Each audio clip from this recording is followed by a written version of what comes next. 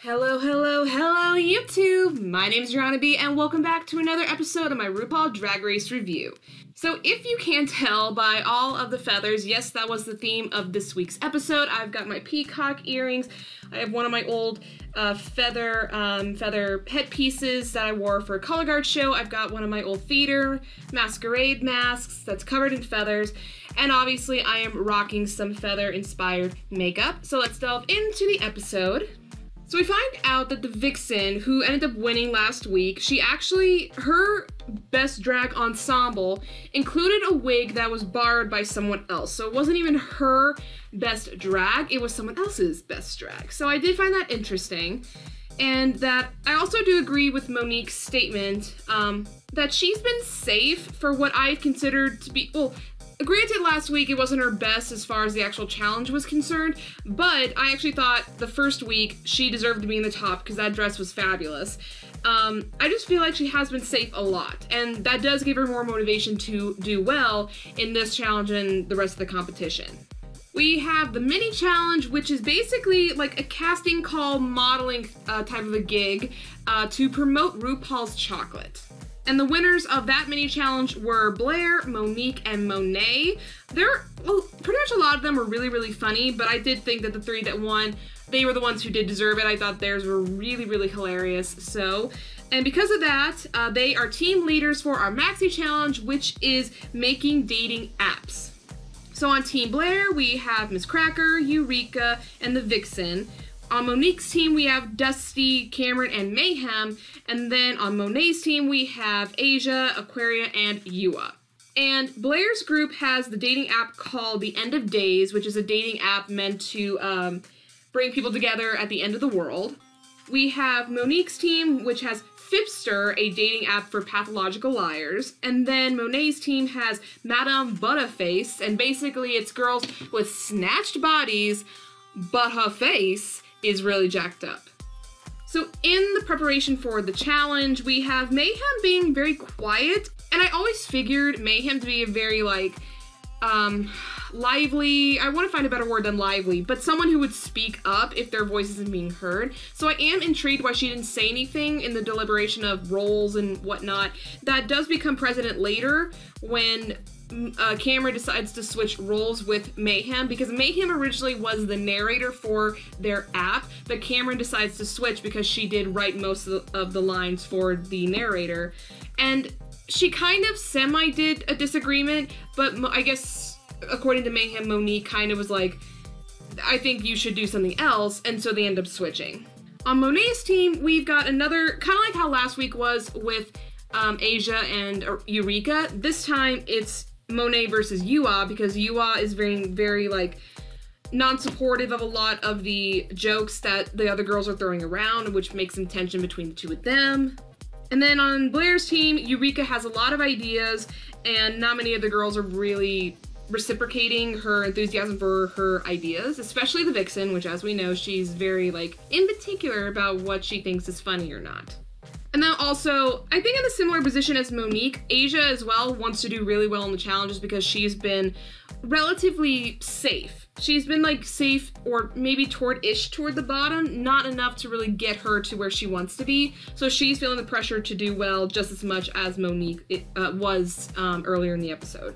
So while we're getting ready to prep for the commercial shoots, we have Team Monet, who's trying to be ugly, with the exception of Monet. Everyone else is trying to look ugly.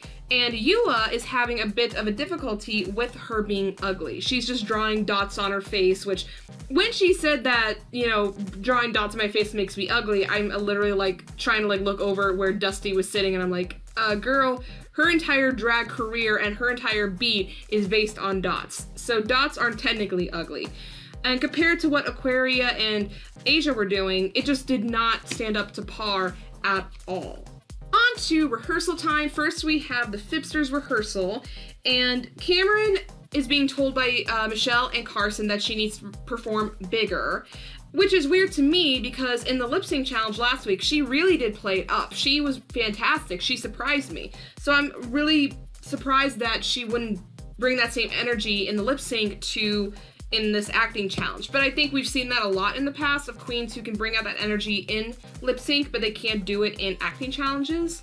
We have a little bit of a funny moment as well with Monique directing herself and Carson and Michelle not getting any word in at all. It's just like, you know, I'm ready, action, does her thing, cut, okay, let's do this again, action, cut, da-da-da-da. So I did think that was funny, but I didn't know how I wasn't too sure how Michelle and Carson were gonna read that.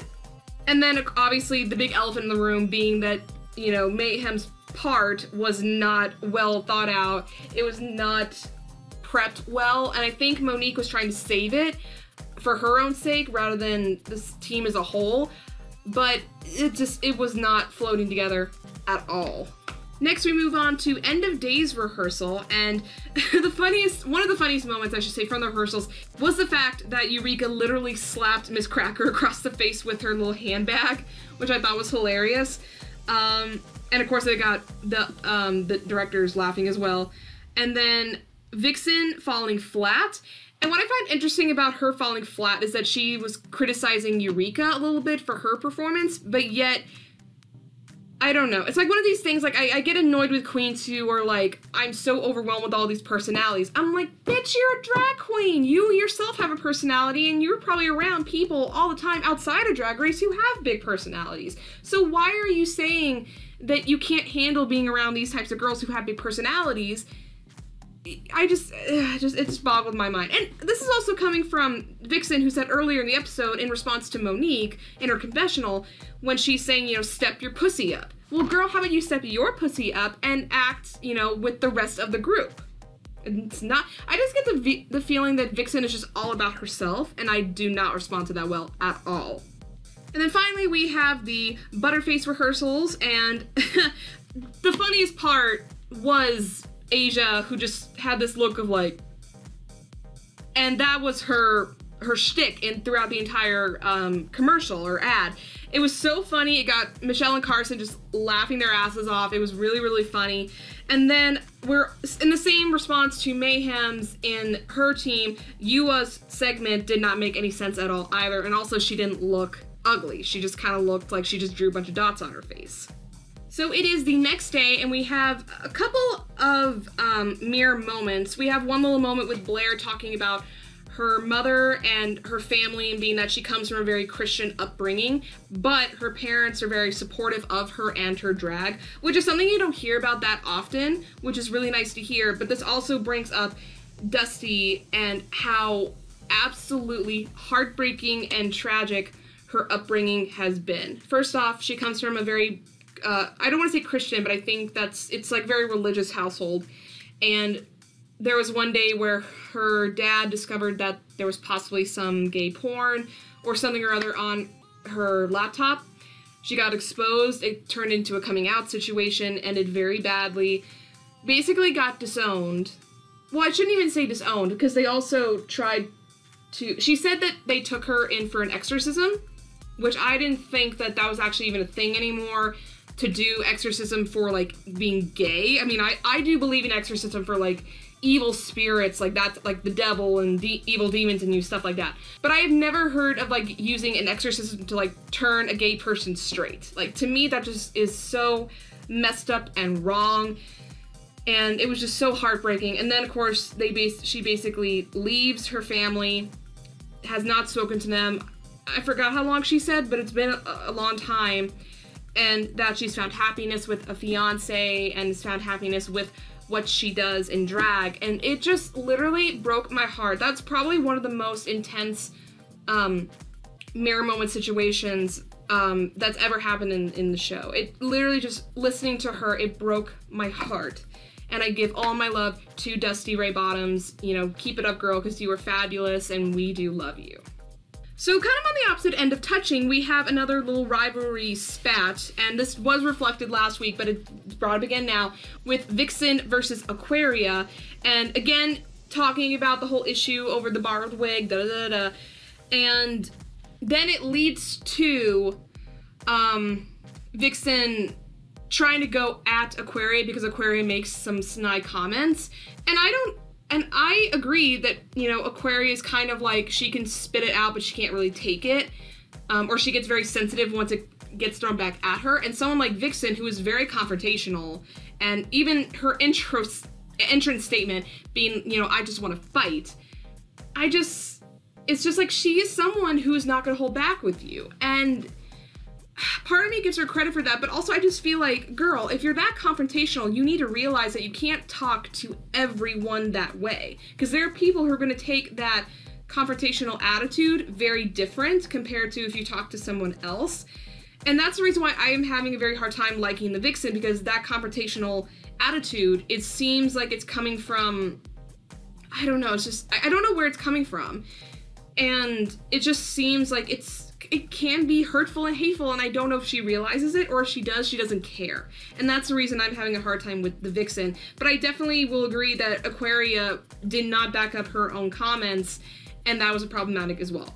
And then we had a funny moment in between the two Vixen Aquaria fights, being that there was a spider, and I believe it was on Monique's dress. But there was a spider in the workroom, and Cameron had to, like, get it with, like, a hairspray lid, and the funniest bit was when Mayhem just freaked out and just jumped over the table and just ran off. So that was really, really funny. But honestly, I would have done the same thing because I hate spiders. So like I said earlier, this runway theme was feathers, and starting off, we have Miss Blair St. Clair, and I actually really do like this look. I feel like Blair knows how to sell a good dress and a good outfit. I think she knows how to play it up, being that she is a theater queen. I just loved the look. I mean, it wasn't my favorite of the night, but I did really like it. It just looks beautiful on her. I love the hair. Her face is always beat, so I did give this a high runway. Next is Miss Cracker, who had this really elaborate story, and part of me is like, okay, did this situation really happen to you, and did you just elaborate on it, or did this really happen? Because it was slightly a joke, slightly serious. It was a little confusing to me, but I really did like the look. I thought the blue and the black feathers worked really well with the gold accents, the little nest in her hair, I really, really liked. And Cracker as well is one of those queens who does, like Blair, know how to sell whatever she's wearing. So that I do like. I did give this a high runway. Next is Eureka, and this looked so, so good. I'm all for, like, super dark and evil gothic type of fashion or makeup. I love it. And this I love. I love the super blacked out eyes, the contacts, just the feather, like, I can't think of the word, collar, the jacket, everything just worked. I loved it. Another high runway. A lot of high runways this episode. Next, we have the Vixen, and as you can tell from my own makeup, I love peacocks. They're one of my favorite animals, but I wanted to like it because it was peacock, but it's just not, I feel like it's too, like, semi-arts and craftsy, which I believe Michelle said about Blair's look, but this to me felt more arts and craftsy. It felt like she just glued on, like, a sequined peacock to the front of a dress, and then she added, like, a peacock feather train, and then on top of that she adds, like, a little, like, fascinator on top of her head. It's just not my favorite. I want to like it because it is peacock feather, but I just can't do it. I will give it middle of the road only because it is peacock feather and I love it, but other than that I would have given it a much lower score. Plus, girl, she needs to stop moving around too much on the runway, because when I'm trying to take these pictures for you guys to see, I can never get a good picture of her because she's moving around too much. Next is Monique Hart.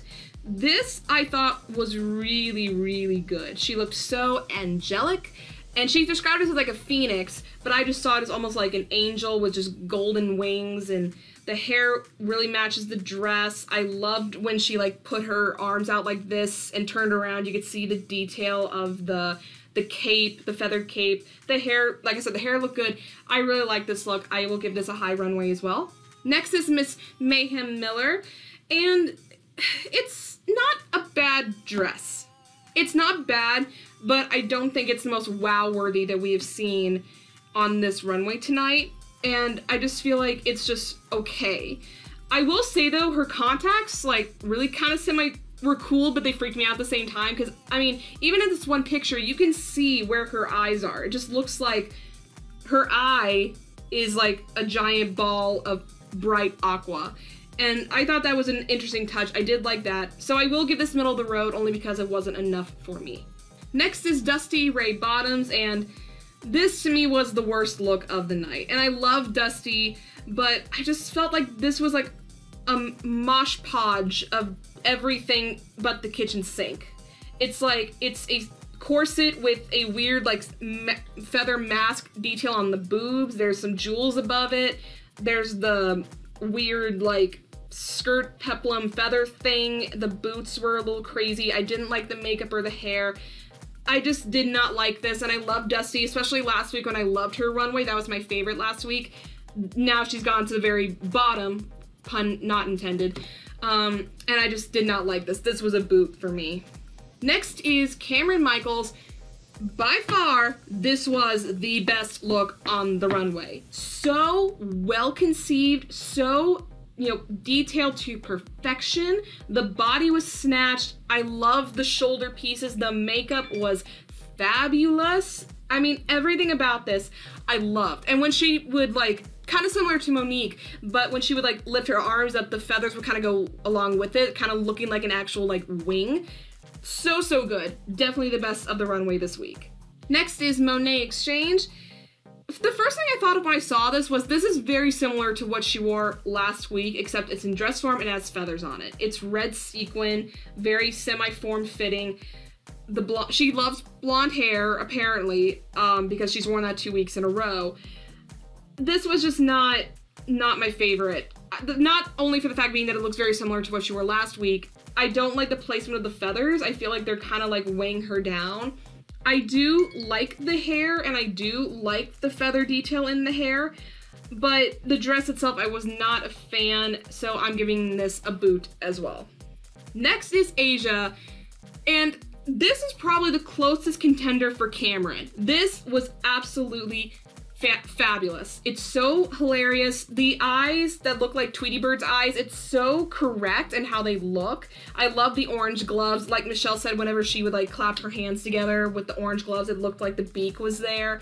And part of me had a love-hate relationship with the hair, but I did like it when she did like the little when she did that thing and the hair just flew up and you can kind of see underneath. It added to the quirkiness of the outfit. So, so good. It's only slightly under camera because the hair is a little love-hate for me, but I do give this a high runway. Next is Yua Hamasaki. And again, like Mayhem, it's just very underwhelming. The dress looks great. I do think the curls are a little too proppy, which I know for a drag queen can be hit or miss, but it looked too proppy for me. I was just not into this look.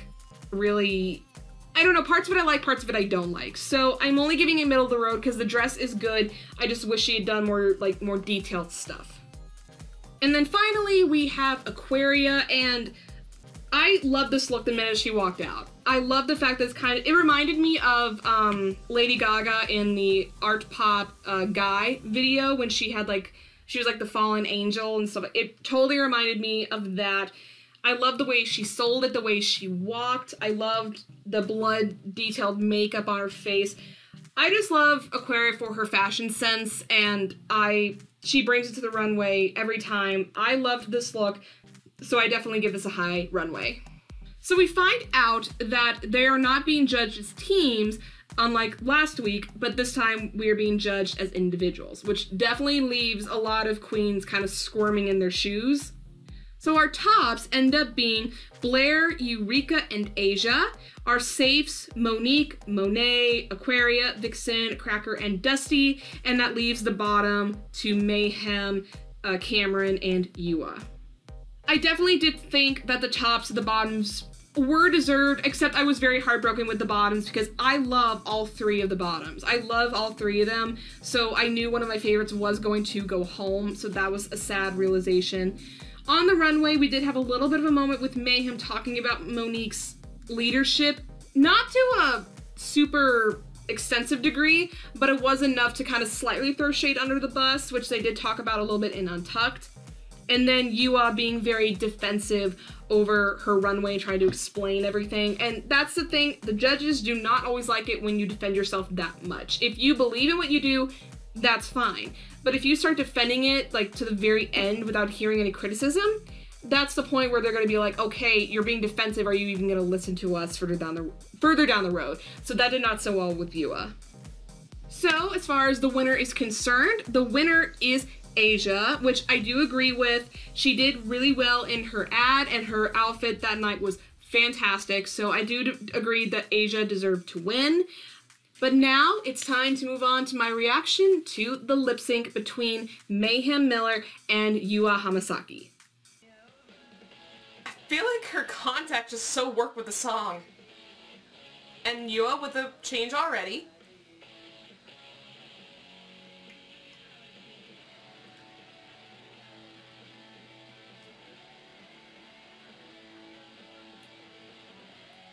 Yes!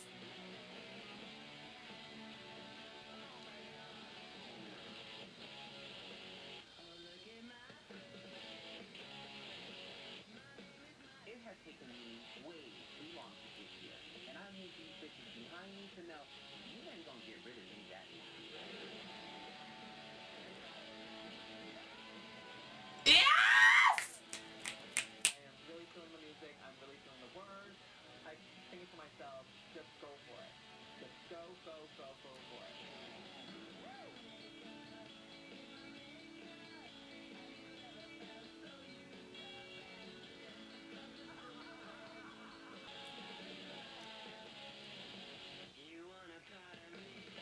Oh my god!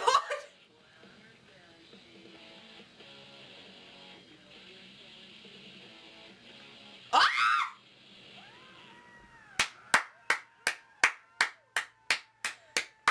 I thought Mayhem had that, but you have brought it back. Ladies, I've made my decision. Come on. Mayhem Miller, Shantae, you stay. I love you, but I really want Mayhem to stay. Way better than I did this week. I waited too long to get here. I'm not leaving. I'm not. Now join the other girls. Yua Hamasaki. You're part of the family, and I'm gonna miss you. Now, sashay away.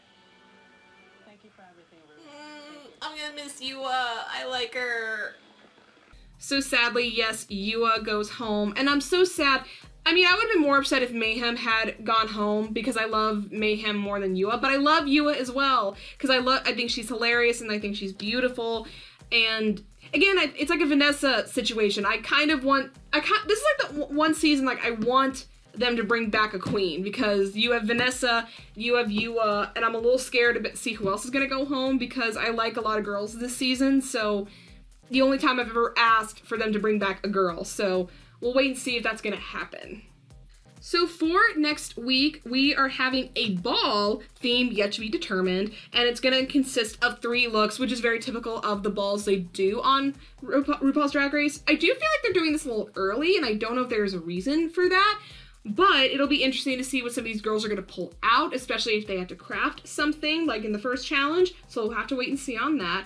And then we may have a bit of a confrontation between Monique and Mayhem over the whole thing about the runway and the leadership thing, So that's probably gonna come as the new rivalry. But I guarantee we're gonna have some Vixen in there because she's that kind of a girl. And I'm sorry for any of you who like the Vixen. I'm not saying that you shouldn't like her, but I personally do not like her, so I am going to very much express my opinion on how much I really don't like her that much this season. So if you're offended by that, I'm sorry. It's just my own opinion. Alright, that is it for this episode. I hope you guys like it. If you do, please give it a thumbs up. Leave me comments down below. What did you think of this week's episode? And if you want to see my future videos or videos I've already done, go ahead, hit subscribe, and hit the little bell icon so you can be notified when my videos come out. That's all I have for you guys today, and until the next video, bye!